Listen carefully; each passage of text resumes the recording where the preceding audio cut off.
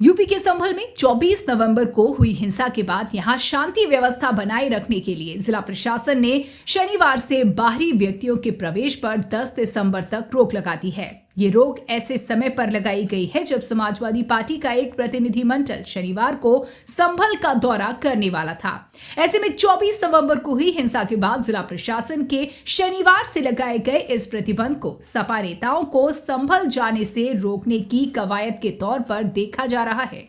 दरअसल संभल में रविवार को शाही जामा मस्जिद के दूसरे सर्वे के दौरान हिंसा हो गई थी और इस हिंसा में 5 लोगों के मारे जाने की खबर सामने आई थी। हालांकि पुलिस की ओर से हिंसा में 4 लोगों की मौत की ही पुष्टि की गई है। संभल में हिंसा के बाद से सड़कों पर सन्नाटा पसरा हुआ है। हिंसा के करीब 1 हफ्ते बाद भी स्थिति तनावपूर्ण है। हिंसा के चलते सरकार लगातार विपक्ष के घेरे में है और लगातार विपक्ष को हिंसा वाली जगह पर जाने से रोका जा रहा है।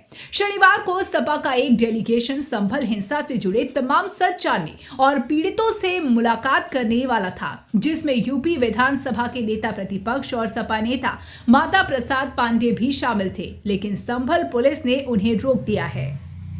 माता प्रसाद पांडे ने शनिवार को बिना किसी सूचना के उनके आवास के बाहर पुलिस तैनात करने के लिए प्रशासन की कड़ी आलोचना की है। माता प्रसाद पांडे ने कहा कि संभल के डीएम ने मुझे फोन किया और संभल न आने के लिए कहा। मैं पार्टी कार्यालय जाऊंगा और तय करूंगा कि आगे क्या करना है। उन्होंने आगे कहा कि हम किसी को उकसाते नहीं हैं, मुझे नोटिस देना चाहिए था, लेकिन बिना किसी नोटिस के उन्होंने मेरे आवास के बाहर पुलिस तैनात कर दी। इस पर माता प्रसाद ने सवाल उठाया है कि अगर ऐसा है तो फिर न्यायिक आयोग को संभल जाने की अनुमति क्यों दी गई। उन्होंने इसके पीछे सरकार और जिला प्रशासन की गलत मंशा का जिक्र किया। उन्होंने कहा कि सरकार अपने कार्यों को छिपाने की कोशिश कर रही है। उन्होंने संभल कमिश्नर की निंदा की और उन्हें उधारू कमिश्नर कहा। पांडे ने कहा कि उन्हें यानी प्रशासन को नियमों के तहत मुझे पहले नोटिस देना चाहिए था कि मैं वहां नहीं जा सकता, लेकिन उन्हें इस तरह का कोई लिखित नोटिस नहीं दिया गया और बिना नोटिस दिए ही उनके आवास के बाहर पुलिस तैनात कर दी गई। माता प्रसाद ने कहा कि हिंसा वाली जगह संभल न्यायिक आयोग जा रहा है, मीडिया के लोग भी संभल जा रहे हैं, लेकिन रोका सिर्फ सपा नेताओं को और उनके डेलीगेशन को गया। ऐसे में सरकार की मंशा पर सवाल उठते हैं, क्या सिर्फ सपा नेताओं के जाने से ही वहां अशांति हो जाएगी या फिर सरकार अपना फेलियर छिपाने के लिए हमें जानबूझकर रोक रही है। संभल में 10 दिसंबर तक बाहरी लोगों की एंट्री पर बैन या फिर यूं कहें कि सपा नेताओं की संभल में एंट्री पर बैन पर सपा अध्यक्ष अखिलेश यादव ने भी सरकार को जमकर घेरा है और इसे सरकार और जिला प्रशासन की नाकामी करार दिया है।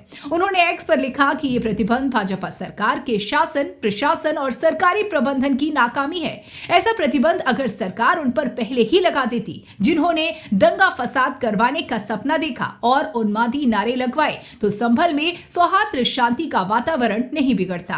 अखिलेश ने संभल के डीएम का वो आदेश भी शेयर किया जिसमें कहा गया है कि संभल की कानून व्यवस्था बनाए रखने के लिए बाहरी लोगों के आने पर रोक लगा दी गई है। बीजेपी के कार्यशैली पर निशाना साधते हुए अखिलेश ने कहा कि बीजेपी जिस तरह पूरी की पूरी कैबिनेट एक साथ बदल देती है, वैसे ही संभल में ऊपर से लेकर नीचे तक का पूरा प्रशासनिक मंडल निलंबित करके उन पर साजिशन लापरवाही का आरोप लगाते हुए सच्ची कार्रवाई करके बर्खास्त भी करना चाहिए और किसी की जान लेने का मुकदमा भी चलना चाहिए। उन्होंने आगे कहा कि असल में भाजपा हार चुकी है।